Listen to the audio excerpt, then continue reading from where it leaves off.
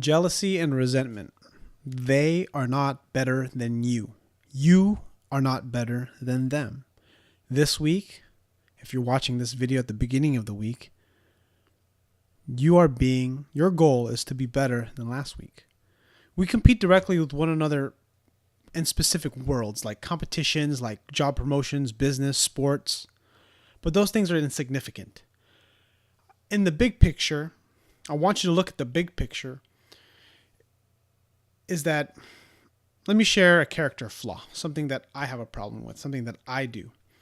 Occasionally I'll do it and I will tell myself that I'm better than a certain person. It could be in real life.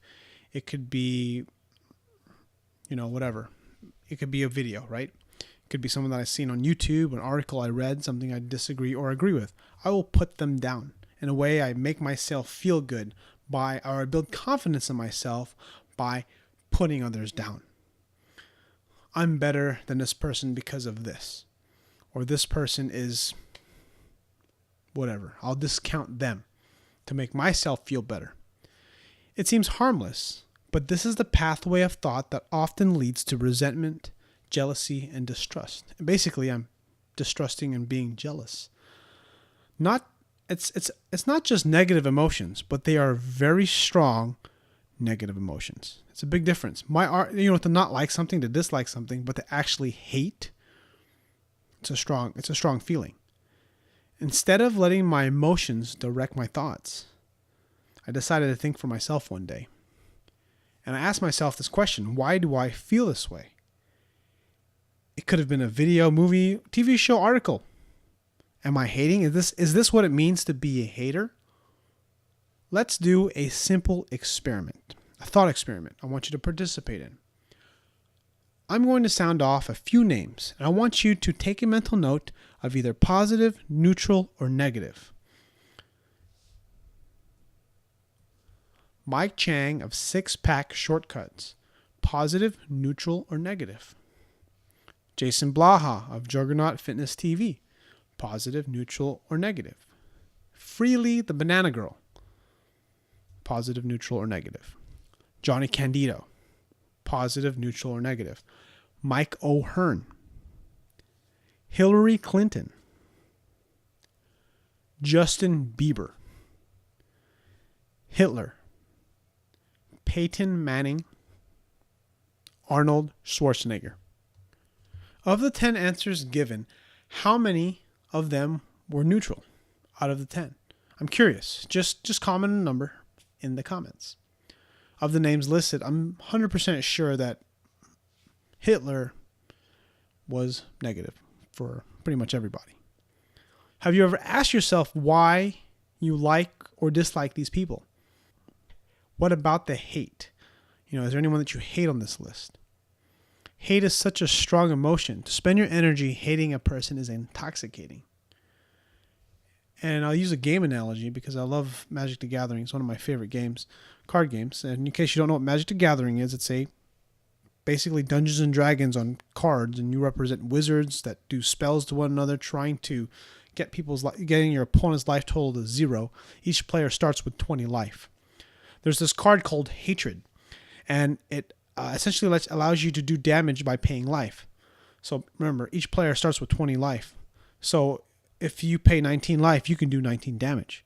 So if you can manage to get your opponent's life total below yours, you can end the game with this one card. But to use the card Hatred, you have to sacrifice almost your entire being. Negative emotions tell us more about us than anything else. It's not necessarily a character flaw. It's simply a characteristic of ourselves that's worth understanding. When dislike turns to hate, our limbic system gets aroused, also known as the lizard brain. This is where the flight or fight feelings come from. When it comes to actions, everyone responds differently. But there's one thing that is certain. There's a part of you that feels like it's in danger. There's a threat close by. Adrenaline starts to flow, and if you're in a professional setting, it might make it difficult to find an outlet. Because rarely are we in any real life or death circumstance day to day. But what if you could channel that emotion into a PR deadlift, squat, or bench press? This is how seemingly heavy weights like 90% plus feel light on any particular set. What if you could take that anger towards something negatively happening in your life, like a drunk driver causing the death of a loved one? Candace Leitner lost her little 13-year-old girl back in 1980 to a drunk driver. She founded the organization Mothers Against Drunk Driving. There are countless stories of people where horrible things have happened to them and their family managed to turn it into something that changes the world, positively impacting the lives of others. So the message today is to not be a troll, at least not the bad kind. Seek first to understand, gather your own information, and form your own opinion. If someone pisses you off, either control it, bottle it, and let it go, or do something. Create something positive for yourself and others. Thanks for listening. Happy Monday. Hope you have a great week, and leave a comment if you have a question. Thanks for listening, and I'll see you guys on the next video. So here's some bonus material. This is some commentary. This is March 29th and March 31st. This is basically the end of after my hip pain, my hip injury, or at least it's getting better. So you can see how I'm starting to mess with squats a little bit. Did some deadlifts. So 29th and 31st, 2 days apart. And I got this kind of basically straight ass view simply to sort of take a look at my form. And I leveled the camera as perfectly as I could to kind of get an idea of when I was shifting. You can kind of see it almost looks like I'm shifting to the right purposefully. I'm making it on purpose because I have a tendency to shift to the left.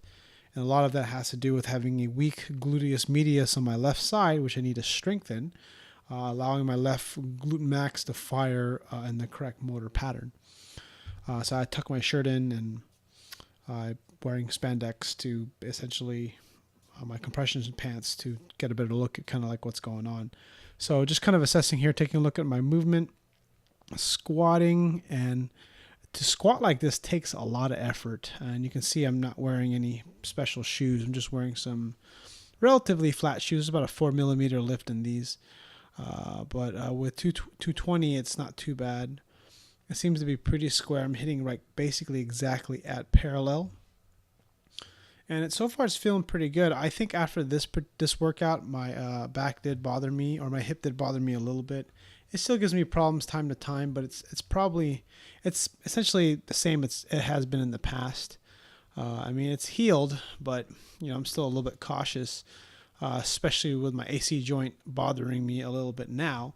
So essentially, I moved from having an AC joint, a hip psoas problem, to having an AC joint problem with a sort of lingering hip flexor psoas problem.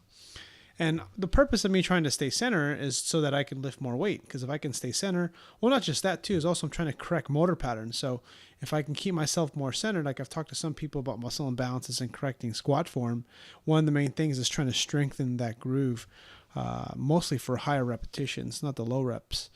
So I can still train for the way I want for my powerlifting meet, but it's probably to my detriment if I continue to do too many singles, because I'm not able to basically get enough practice, really. That's the problem with low volume, heavy weight, is that you just don't get enough practice. So just trying to get back to a feel for this. And right now it looks pretty good. I forgot exactly what my rep scheme was on this day.